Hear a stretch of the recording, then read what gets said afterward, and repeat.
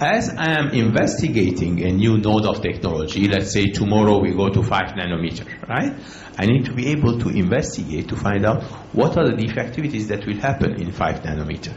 So there is a methodology based on defect injection that one creates, and what we're doing is we are injecting the defects in the design itself and simulating it to see how it will behave. So it is a transistor level thing that you go in and you create different shorts and different opens in the cells and see how they are behaving accordingly. And you put different patterns in there and then look at the time to volume and see how can we see the impact of miniaturization from one node to the other. For instance, if I go to the memories, if I look at the memory side, we covered the logic a little bit together. So if I look at the memory side, I see that there are many types of faults in memories. There are static and dynamic faults, which are the static ones are the ones that are detected with a single pattern. Dynamic faults needs multiple patterns to be applied in order to detect it. And there are right mask faults, weak faults, some faults that happen in the address decoder, others that happen in the bit lines. So there is a wide range of faults. This is not exhaustive set, but some small set of sample faults that need to be taken into consideration. And these faults need to be all detected. So some of them would appear in a resistive way.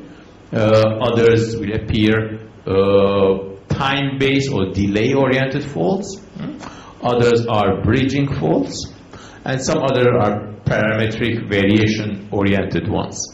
But we need to look at all of them as we move from one technology node to the other in order to ensure that they're all covered.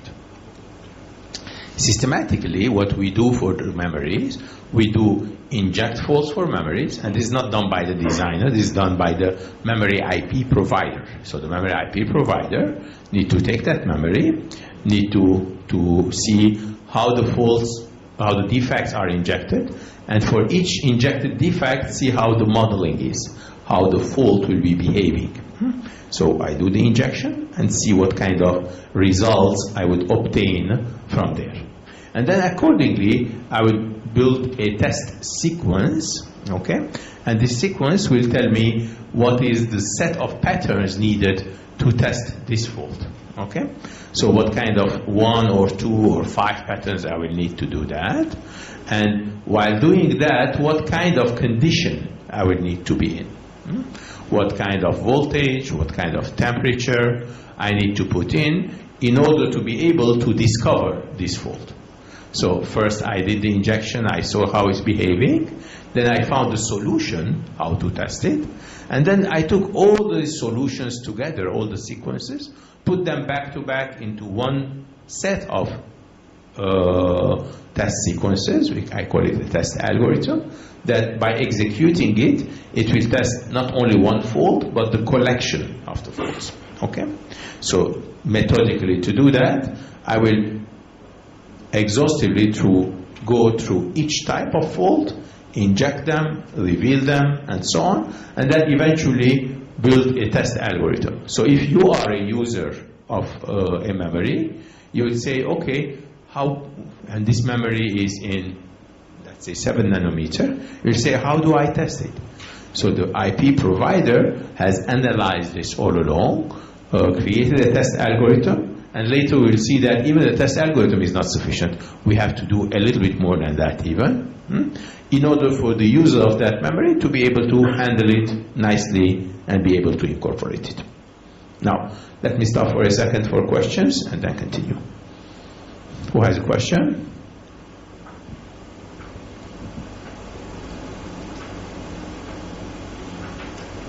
Yes.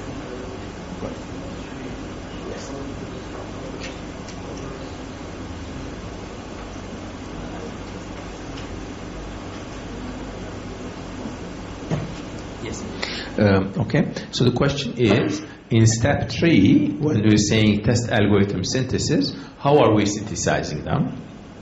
So You may know the traditional meaning of synthesis. Traditional synthesis is when you take an RTL block and then synthesize it and get a gate level block. This is not that kind of synthesis. This is a different kind of synthesis where, again, you take multiple things together, you synthesize them into a single. So in this case, what you're putting in different test sequences. Let's say you have 500 types of faults. Therefore, you have 500 different test sequences that you would need. But you need to have one big sequence at the end, which is the shortest test time, but covers all the 500 sequences in there. So this specific synthesis is more algorithmic in nature. It's taking patterns and then pushing them together into a shortest set of steps to allow you to test all the kinds of defects that have their own test sequences.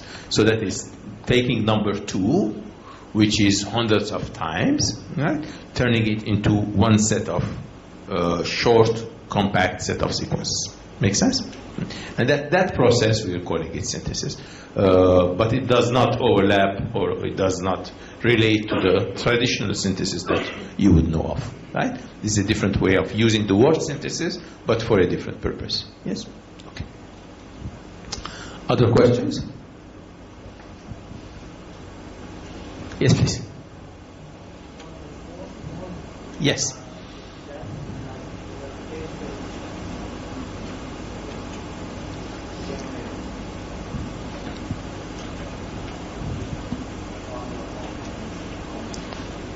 Yes. Very good question again, because the fault models are many, we say. How can we enumerate them? How can we look at them? Is there a database for them? The answer is yes. To do this in an automated way, we need to have a database. So we do have a database that we generate from there. But initially, building that database is important. And that database is not the same from one node to the other. When I move from 16 to 10 to 7, I typically enlarge that database, because with every node there are newer kinds of defectivities that will be introduced. But sometimes there are also certain types of defects that will disappear. Some defects that were there for planar technology will not be there as well for the FinFET today. So there are some that will go away over time. Therefore, that database needs to be revisited regularly in order to reduce or add new types of fault models to that. Yes? And we'll take a little bit, we'll dig a little bit into each one of those 3 steps together. So the first step, we say this is where we inject the fault and we look at the fault models. So here we're describing a little bit more depth on how we do this injection. This injection is typically done at the GDS level. We're talking about the memories. Therefore, you have the layout of the memory cells. And this memory cell layout, you will look at it in a 3D manner. And you will say where we have possibilities of having defects. And those defects typically are either shorts or opens. Okay, either 2 lines are shorted to each other, they were not supposed to, but because of a defect they get connected, or certain lines that were supposed to be connected, they get opens on them, get disconnects on them. So either an extra connection or a disconnection makes it defective. And that happens during manufacturing for different reasons. So the shorts and the opens, typically people would have think of a full short, 2 things fully shorted together, or something totally broken, totally open. But that's not true. We learned over time that there are partial shorts and partial opens.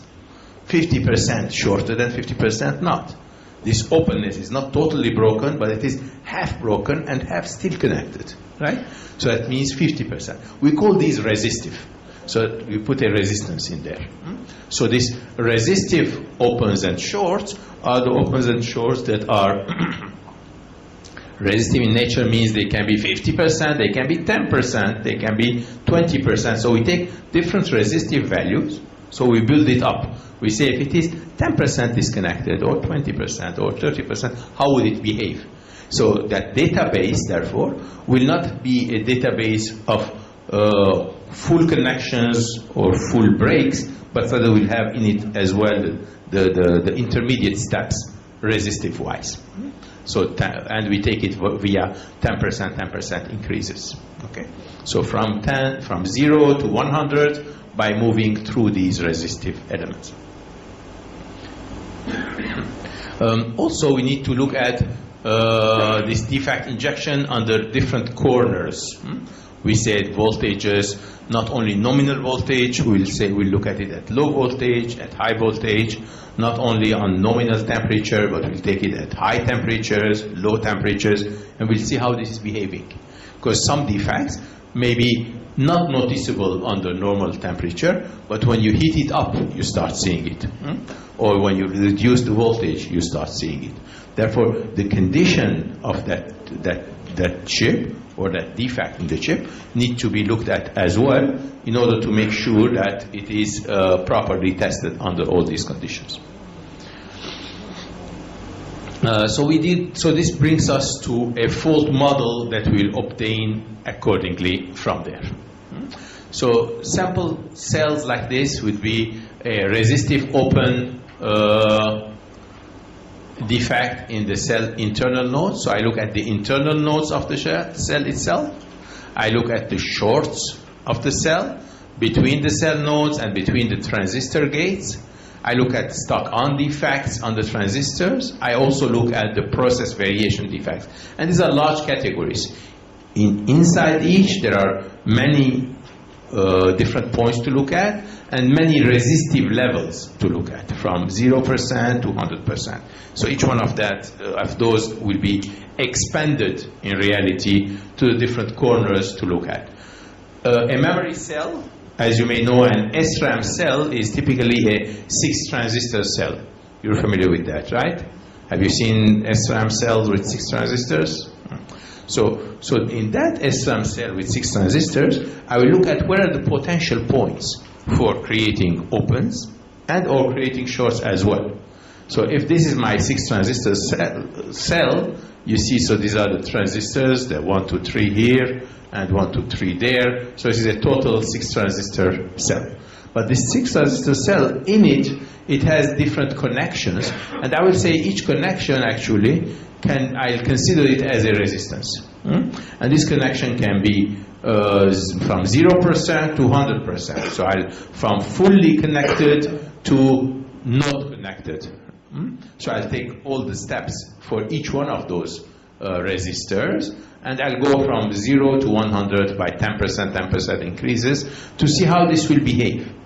And this is looking at the opens only. I'm not talking about shorting. I'm not talking about connecting something to something, but rather each one of those linkages can be opened, and these opens can be a full open, a halfway open, or a 10% open. Right? So to do it systematically in my database of defects, I have to go through this entire range, and we do that systematically. That's one of the steps that we have to analyze. And you see how many of those? There are 12 different connections that each one of them can be opened, and each one of them can have 10 different levels of openness in it. Right?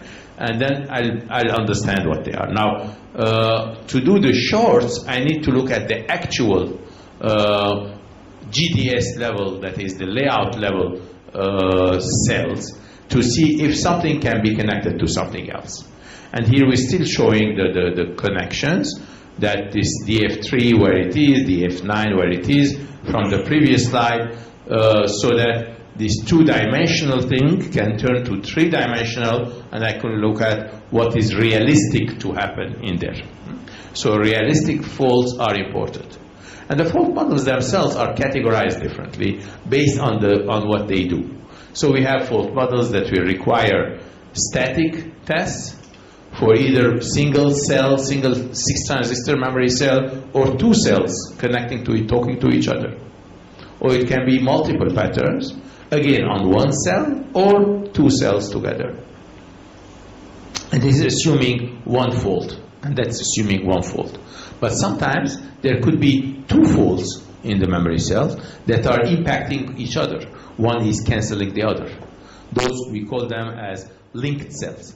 So we have to find the proper conditions in order not to cancel each other, to make sure that this fault and that fault are tested separately. So we need to create tests that will be distinguishing them from each other, rather than canceling each other without noticing during the test, but in the field they will be there and we will suffer from them.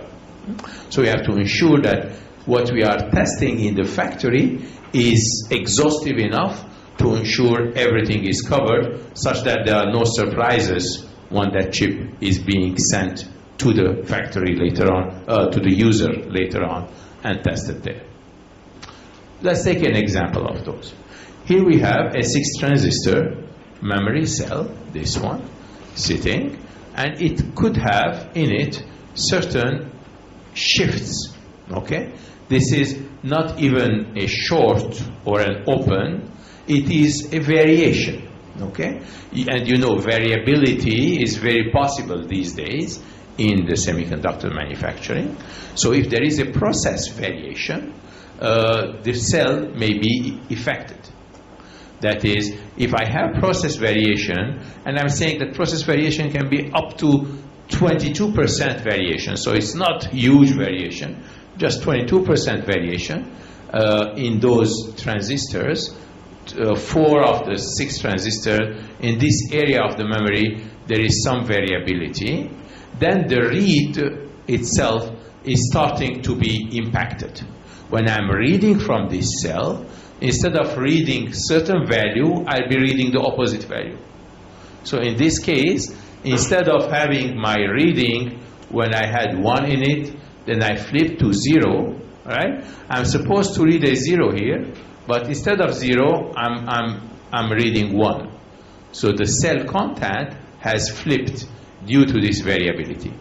So the memory bit cell, you have a certain value in it. You are not able to maintain that value during the process variation because of that variability, that 22%. It is flipping, it is switching the content of my memory cell, which makes it bad.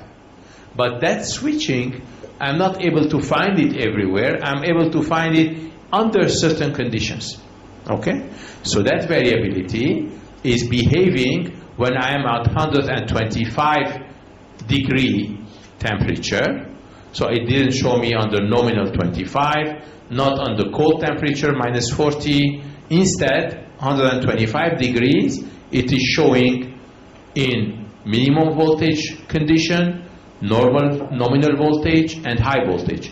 So in all the voltages, I'm able to see it when it's at high temperature. Also, I can see this flipping happening when I have nominal temperature, but high voltage. So under these 4 corners, you see those pink corners? Under these 4 corners, I am able to find out that this defect exists. So this defect is due to process variation, and this defect is flipping the content of my memory, but I'm not able to see it under all the 9 corners. For instance, if I have low temperature and low voltage, I will not notice this.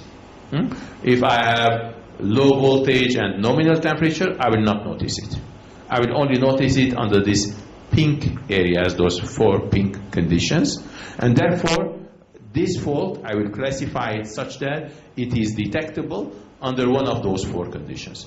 Therefore, at least one of those 4 conditions need to be available to me during the testing of this chip in order to reveal, in order to make sure that this is manifested, so that I don't ship this memory with this transistor in it to my customer. Rather, I would either repair it or claim it defective. We will see later on if this is repairable or not. But at least now we know that there is a problem with this cell, and that problem is detected under certain conditions, and that is flipping the content of the memory. Therefore, I cannot put a certain value in the memory. It is changing my value if I put it in there under these conditions. So if this chip or this product is eventually used at hot temperatures, this will happen. The content will flip. If this chip is having high voltages, wherever it is, whether it's in the car or in the telephone or elsewhere, the content of the memory will flip. So it is bad cell in my memory. I need to be able to clean that in advance, to clean in the sense that I need to detect it upon manufacturing so that I can use it later. Questions? Yes, please.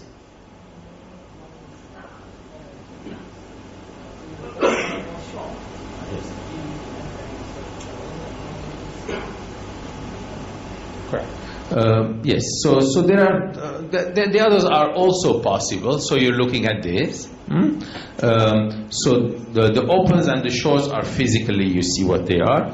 The stuck unfolds as well, they have their physical conditions behind them. So what's important is to understand the physical condition and see the behavior, how it behaves, right? So some of them will be behaving differently than the other. So the source, the defectivity, can still be a short or an open, right? But the behavior can be stuck and defect. That is, it is stuck at a certain value and it's not changing. So if it is stuck on 0, so whether you're putting this or that, you're changing conditions, but it's behaving as if it is stuck at that value continuously. Yes? Other questions? Yes. Yes.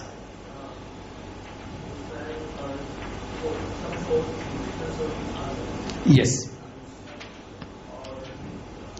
Yeah, that linking is the one that they're influencing each other. Yes.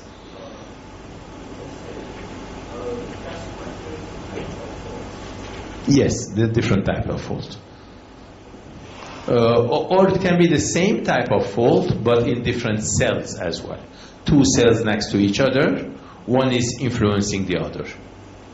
Right? So that is also considered a linked fault. So that is the fact that you cannot look at them independently from each other.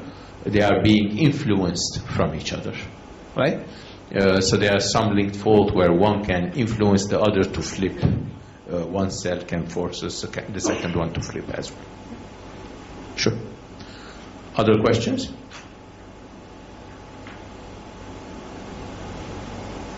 Yes, please. Why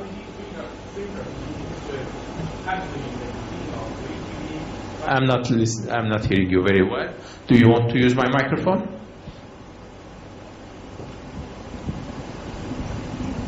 My question is, why rate failure in SRAM happens in the condition of VDD maximum? We know the higher VDD, the performance is very high, very okay. So my question is, why the VDD maximum is the affect the rate failure in the SRAM? So what's happening there is that the failures are manifested in some condition and not the other. So that is exactly what you see there. So the VDD max, when the temperature is low, that variability is not forcing the cell to flip. And that is the condition that you are seeing. Whereas if you are in higher voltage, you are able to see that. So what we are doing here is we are checking the possibilities, and that's why we have these multiple possibilities there.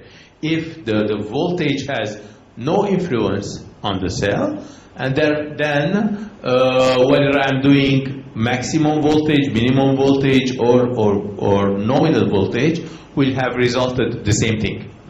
So depending on we're not analyzing at this point what exactly the failure is, but we're seeing the fact that some failures are influenced by the voltage as well. You have to think of this as a weak cell. The cell is weak. That's why we are not seeing the failure in all the 9 corners. If the failure was a strong failure, then anything I do to that cell, it would have shown a flip of the content. The process variation here is such that it's flipping the cell only in certain temperature and voltage corners, but not in all of them. We typically call these failures as weak cells. For instance, if I was testing this chip under normal temperature and normal voltage, which is the middle point among those 9, right? There was nothing. It is fine.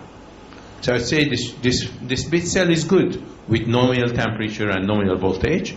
However, if I have done my homework very well in advance and find out that weak cell is happening under certain condition, then I'm adding to my test these additional conditions and filtering them in advance. Because in a normal operational place, there will be higher temperatures or lower temperatures. There will be higher voltages, lower voltages. So in a realistic environment, those 9 corners are applicable corners. But if I'm not very exhaustive in my search, I just go to the middle point. I say normal temperature, normal voltage, this is good. Then I claim the memory is good, and I ship to my customer a chip which is bad, actually. Because later on in the use model, it will fail. That is why it is important to look at multiple corners. It is important to ensure that all the corners and all the patterns are being tested. And that's why in this fault injection that we do, the defect injection, we look at every fault and we look at where this fault is being detected. And that's the difference between a firm fault and a weak one. The weak one is the one that is sometimes detected and sometimes not detected, depending on the environment under which that detection is happening. There's one more question there. Result. Same similar question. Okay, very good. Any other question?